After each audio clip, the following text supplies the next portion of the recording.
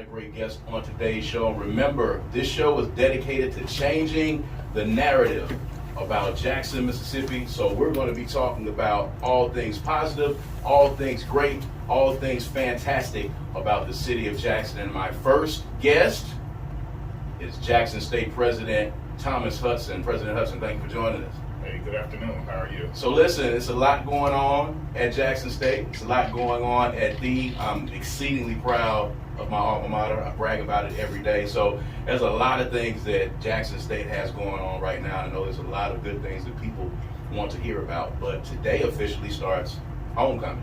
Absolutely. Homecoming 2022. So for those that are listening, talk a little bit about what they can expect this year. This is going to be one for the books this year. So let's talk about homecoming 2022. Well, absolutely. And Brad, thank you so much for giving us this platform and really making us a part of all good things Jackson. Yes. We strive to be a part of the great narrative that comes out of this city, and we just want to be, really a driving force for positivity in the city of Jackson. So thank you for helping us reinforce that point. But yeah, homecoming, it's a different world. That's our theme this year. A little 80s, 90s nostalgia thrown up in there, but really it is a different world. When we look at all the different things happening, when we look at what the city and what the school's been faced with, but yet how we have emerged to a better place. Gotten some of the water issues behind us, got some of the COVID issues behind us. We're all back together again. This week is poised to be a great one. We started it out right this morning. Had a wonderful worship service at College Hill. College Hill made a generous donation to Jackson State University. So would love to thank Pastor Jordan and the College Hill family for that. Later today, we'll be doing the coronation for our Mr. and Mrs. JSU. Two very, very positive individuals who are doing just wonderful things already. And we're just so proud of them and just looking forward to seeing more of that. Then as we go through the week, we have different events, street jam. Students have a lot of parties, events. We have a voting class luncheon on Friday. Of course, we have a concert for our students, Money Bag Yo. Don't ask me anything Money Bag Yo. I mean, you pronounced it right off the bat. So, you official now because you got it right. No, I got it correct. So I think we're good on that. But, did that. Of course, we have the game on Saturday. Please do not let me forget, though, Yard Fest. Man, Yard Fest is really just kind of the unofficial, everybody come back to the yard, come on campus. Absolutely. Food trucks, picnics, just come and have a wonderful time. So we're looking forward to all of that. And then, of course, the game. Yes. Jackson State versus Campbell. And let me tell everybody, Campbell is not a homecoming pushover. That's going to be a very, very tough game. Maybe the best team we'll play all year. So we're going to need all of our fan support, and we're just really looking forward to everyone coming out, having a great, positive time right here at Jackson State University in our capital city. That is absolutely one of the most politically correct answers I have heard from a president in years. We're going to slaughter Campbell all over this city. There will be remnants of that school all over north, south, east, and west of the city of Jackson when we're done with them on Saturday. But I digress. I had JPS Superintendent Dr. Eric Green in here on last week, and he talked about how they handled some of the challenges that came with the water issues. Really quick before we get into a lot of the other great stuff, just talk about how you guys handled the water issues, what you did to kind of supplement the lifestyles of the students there, taking care of those students and the administration as well. So talk about how you guys navigated. Well, it's really all about that, right? Taking care of our students. We have about 2,000 students who are living on campus. Most of them did not have the means to go anywhere else. So we have to do the different things to make them comfortable. And keep in mind, we're dealing with dual issues. Lack of water pressure, which means, the toilets aren't always flushing, the showers aren't flowing. And then you have the boil water notices, which means, necessitates bottled water, not just for drinking, right? But also for cooking. Imagine cooking for 2,000 kids and having to use bottled water for those type of activities. So it was a challenge. We were able to meet the challenge. We brought in portable showers, portable restrooms. We were able to do some things to increase the water pressure to make our students more comfortable. Biggest issue actually was HVAC, introducing water to our system, making sure the students were able to cool. We were able to get a number of box fans from Walmart to help alleviate that.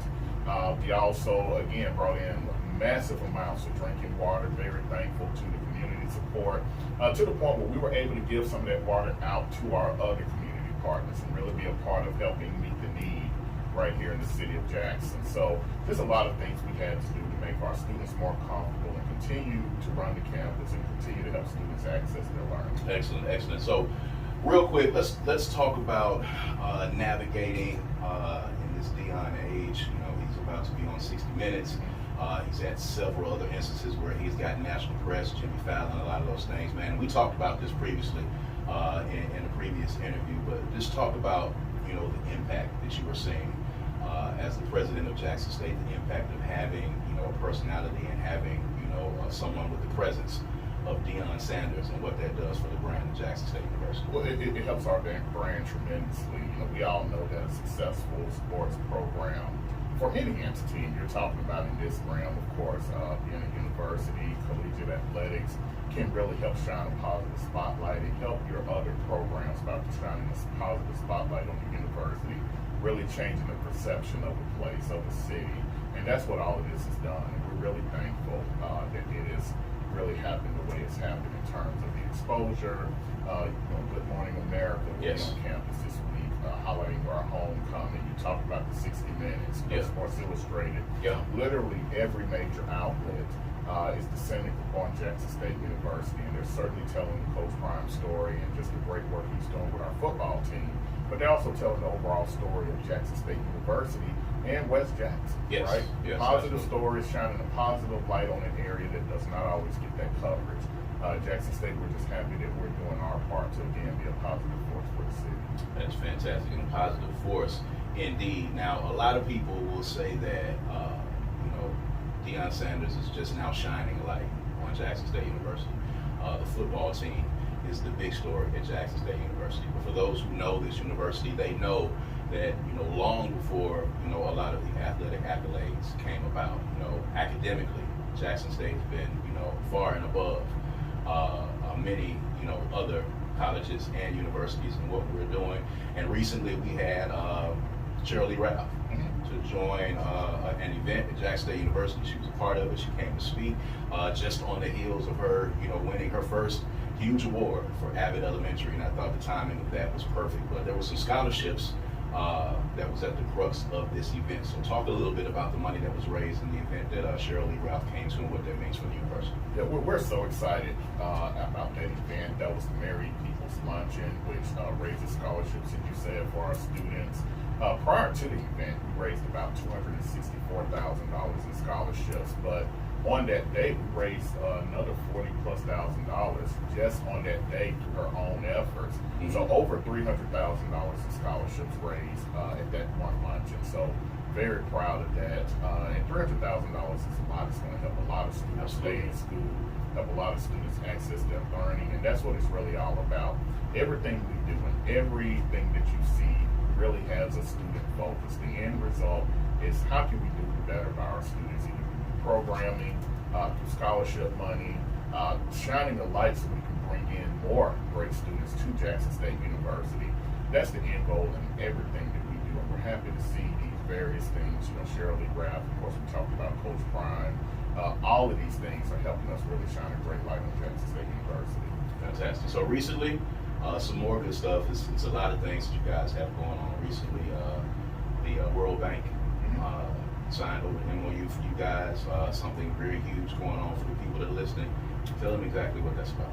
Well, the World Bank, and you know, the World Bank is just one of the largest entities in the world and largest financial institution, and they are partnering with Jackson State University along with several other HBCUs to highlight opportunities for our students, highlight opportunities, financial opportunities for the university. They'll actually be visiting the university next week, so the week after homecoming.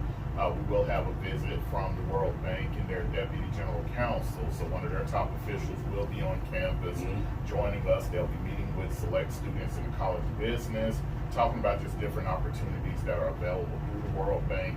It's really imperative that Jackson State has these types of partnerships, which opens doors to our students worldwide. And this is just yet another opportunity that we have in order to do so. Well, again, you know, there's a lot of things happening on the academic side that people need to know about. A lot of great programs that Jackson State has going on outside of the athletic program. And another one that I'm seeing that's happening is that you guys are participating in a financial literacy piece things, which I think is very important for students that, 18, 19, 20 years old and going to be going out into the world, and they're technically adults as far as we would have them to believe. So explain how important this is for college students to participate in this, and just to kind of explain what Jackson State's piece is going to be in this program. Well, first of all, it's very important for college students because, as you and I know, when we were in college, we learned a lot of different things, but how many of us learned really how to balance a budget? How many of us learned what a credit score is, right? How many of us learned that when these companies are sending these credit cards your way, you're looking at the fact that, man, I have access to cash. You're not looking at the high interest rate, how to regular credit down the road. We don't often learn about investing, skills that we do not get to learn in most of our households, especially when you're first generation college students, a number of whom is still at Jackson State University even to this day. So financial literacy is really about bringing those soft skills, those type of hard skills in terms of banking, in terms of credit repair, buying your first home, saving, investing, bringing those skills directly to our students in a systematic way. And we're the first HBCU to have this particular center. We're working, it's funded through Wells Fargo, a partnership with Wells Fargo, and really about bringing to our people in our community a level of financial literacy that has not always been there, and oftentimes that financial education that was denied to us. Right. From my personal story, I was well into my 20s before I knew what my credit score was. Right. And that's a lot of our story, right? So this piece helps our students in real time while they're there, while we're working with you, help giving you the tools to make a living. How are you going to manage those dollars? How many students, are going to come into more money than they've ever seen, more money than their parents ever made, as soon as they graduate? Some even before they graduate. What do you do with it? Right? How do you work to make your money work for you, so when you get our age, you have a nest egg to settle on?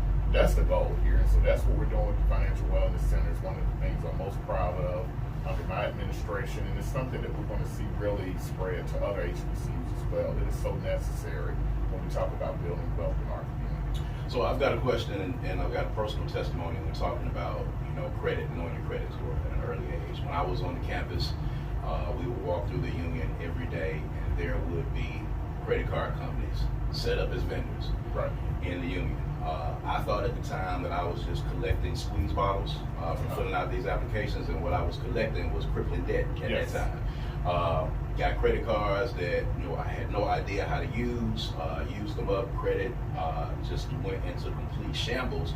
But the convenience of those guys being there, offering the squeeze bottle, we've got this and we've got that for students that don't have any idea how that works.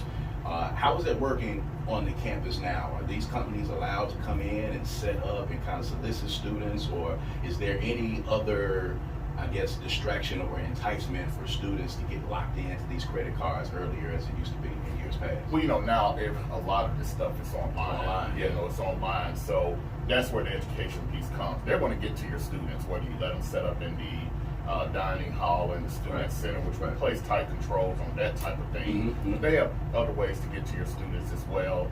Look, my own story, you will go to the malls, they'll solicit you with a gift card or a percentage off. Hey, you can get 25% off, right? Not knowing that for me, every time you get turned down, every time you just apply for a credit card, that's a ding to your credit.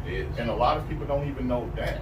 So again, really helping our students with the tools they need, knowing the system, knowing where the pitfalls are, knowing how to build your credit in a way so when you're 25, 26, you're getting ready to start a family, you're making money. Yes, I can buy a house. Yes, I can get a car. Not at an interest rate that's going to be crippling. Hundreds of thousands of dollars leave our community daily, based solely on your credit score. And that's something that we have to get around. And this financial literacy piece will really help us with that. That is fantastic, man. A lot of great things going on. So you and I talked about this earlier in the previous interview, and you were, giving us your plan and forward thinking and where the university is going to be in years to come. You talked about this general education course.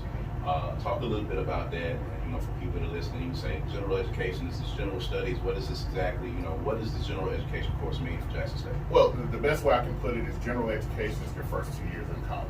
When you're taking basic level courses before you get into major, you get into journalism course. Before you get into the real heart of those journalism courses, taking those maths, taking the sciences, taking the English, taking those courses that everyone must take for the first 2 years, general education. We have redesigned our general education curriculum to really meet the needs of today's students. We have students who have a lot of different focus and want to go into a lot of different areas. So what we've done is redesign our general education in a way that it creates pathways to students. Whether you want to go on an equitable path, whether you want to go on the STEM path, public health, business, entrepreneurship, whichever path you're on, your general education curriculum can help you get quicker to where you're trying to go, to your destination in terms of your career. That's so important that we move from that cookie cutter approach that we had earlier. You know, I was dismayed that as president, our students was taking pretty much under the same curriculum that I was under when I was a student 25 years ago. Okay, so you know, certainly as president, and as a university, it's our job to keep up with the times, to continue to modernize, really meet students and prepare them for what's happening today. And we feel this general education course will do so. You know, no more. You have to take college algebra in order to get out of school.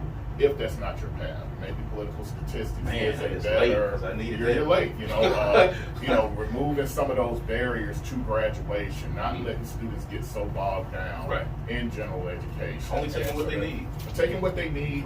Taking courses that is relevant to where they're trying to go in life. That's really the whole key to general education. If I could just sum it up into one sentence in terms of where we're trying to go with the new curriculum. So we're very proud of it. This is year one. We'll continue to enhance and improve it as we go along. It's going to be a real game changer for students entering Jackson State University. So we're in a new day and age, President Hudson. How much input are you guys getting from students when you're talking about changing things around this general education course? You know, how often do y'all reach out and get input from the students on the things that they want to see happen at the university? Well, everything we do, when we have a committee, when we do different initiatives, we make sure we involve our student leadership. We make sure students are represented on the various committees. We always want to make sure that student voice and that student input is there when we're making these major changes, because it affects them. Okay, they're the recipients. So like I said, if we're selling a product, our students are our customers. So how do you not engage your customer base when you're talking about how we redesign the product that we're selling? So that's all it is. We make sure we get their input, make sure that what we're doing works for them. Again, everything we do in Jackson State is ultimately about our students. Without them, there will be no JSU. And that's the goal each and every time when we do something big at Jackson State. Definitely. If you're just tuning in, we're talking to Jackson State University President Thomas Hudson about a lot of the great things that are going on at Jackson State University, and of course, that spills over into the city of Jackson. Now, I'm seeing that Jackson State has received yet another $1 million from Alfred Street Baptist Church, you know, and it's pleasing to see this money just continue to roll in. It takes money to keep these educational institutions going, and it's exciting to see this happening and seeing people buying into the vision that you have for Jackson State University. So talk about how this particular donation came about and you know, all of the parameters that come with it. Well, you know, there was a lot of publicity the university and the city as a whole received as a result of the water crisis. We have several alumni who are members of Alfred Street Baptist Church. So in the midst of that, you know, they reached out to us and said, how can we help? You know, what are some of the ways we can help? As you know, we're receiving a lot of donations for water and other hard goods. But what we really wanted to do was provide services for our students, provide some level of relief to our students through the Gap Emergency Fund. And again, holistically, how can we help the university as a whole? There are a lot of expenses related to how we operated, a lot of which I mentioned before, in terms of the things we did to make our students comfortable. So Alfred Street Baptist Church stepped in and really wanted to assist the university with those costs and with those efforts and our ways to help the students. We are very excited and happy to receive the $1 million donation from Alfred Street. Just speaks to the great spirit, the great community spirit that exists within our community surrounding all HBCUs. We're very proud of it. We're excited about it. And we're going to put those dollars to good use as it relates to making sure we can create the right learning environment for our students. Right. Jackson State University, of course, you know, is an urban university. It is Jackson, Mississippi's university. So there are a lot of people out there that support this institution. And we're talking about the legacy of this university going forward, you know, in this online and this digital age. There's a Getty Images grant that you guys just were able to get a hold of, and it's going to help going forward with documenting the visual legacy of Jackson State University. So talk about what that means for you. Well, what that means is our archives, when we go through the JSU University archives, pictures, film, articles, all of that history from Jackson State University, stretching back to our founding. Yes. How do we preserve that? Right. And so Getty Images has a project, $500,000 project in which they work with us to preserve those photos, preserve those articles, preserve that history, and do so in a way that we can monetize it later on. So you can actually go on Getty Images website and purchase photos of Jackson State University, historical photos of Jackson State University, and the university profits off of that. Those photos, those archives can be used in a number of ways in which the university can profit off of. It's important that we preserve our history. So much of African American history has been lost. It's lost in basements, it's lost in various places because we didn't have the means to properly preserve it.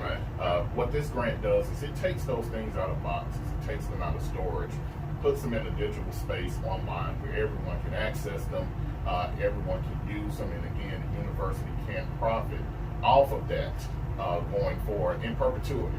So, Getty Images really stepped up. I was able to speak on this during the film festival, the African American Film Festival this year, and everyone is really excited about how this project is working and really puts us in a different space as it relates to preserving our archives and preserving our history. Now, as people hear, all of the great things that are happening with Jackson State University, it seems like there's something good going on every day in a news cycle, whether it is athletics or academics. And we talked about this, of course, again previously. Talk about Jackson State as it relates to the city of Jackson. Why is it important for the city of Jackson, for officials, for lawmakers, for those who are charged with guiding the city? Why is it important for them to support Jackson State University, and what does it mean for a healthy Jackson State University to exist in the city? Well, we have such a unique place in the city of Jackson. An HBCU right there in the capital city, sits on the edge of downtown, an economic force in many ways. You heard about the football games, the $30+ million economic impact we had this past fall, and it's going to be even more this fall. But even moving forward, going beyond that, the number of 1,400 JSU employees every day eating in the city, working in the city, driving through the city, restaurants, gas, tax dollars. We are a primary contributor to the tax base. Our students, every year we pull thousands of students out of state into the state of Mississippi, into the city of Jackson, many of whom will ultimately settle, work here, and become productive members of the Jackson, Mississippi community. That's very important. You talk about the brain drain, talent leaving the state. With HBCUs like Jackson State University, we bring talent into the state, and a lot of that talent ultimately stays here. So we just occupy a unique position in the city of Jackson, and even with our name, Jackson State University, when you're saying something positive about Jackson State, you are saying something positive, shedding a positive light on Jackson. And that part is so important. It's so important for our brand. It's so important for the image of the city. It's just a morale booster also for the city of Jackson. And we're proud of our role. Our key central role is Mississippi's comprehensive urban university. Right. We're proud to have that destination within the city of Jackson. That's fantastic, man. President Hudson of Jackson State University, thank you for joining us today, and thank you for informing us and keeping us up to date on all of the fantastic things that Jackson State University has going on. It is much more than a football team. It is much more than a coach. It is much more than a sonic boom.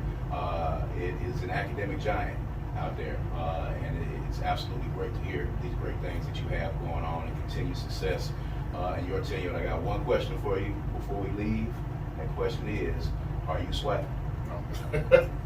I am very much swag. I've been swag for all my life, and I am swag. Swag. Kind of a ridiculous debate, I must say. It is, but you did hear it here first on the Good Things Jackson show. Thomas Hudson is swag. Everybody in this studio right now is swag, and y'all are swag too because y'all are in Jackson and y'all are listening to the show. So we're going to take a quick break, real quick. We're going to come back.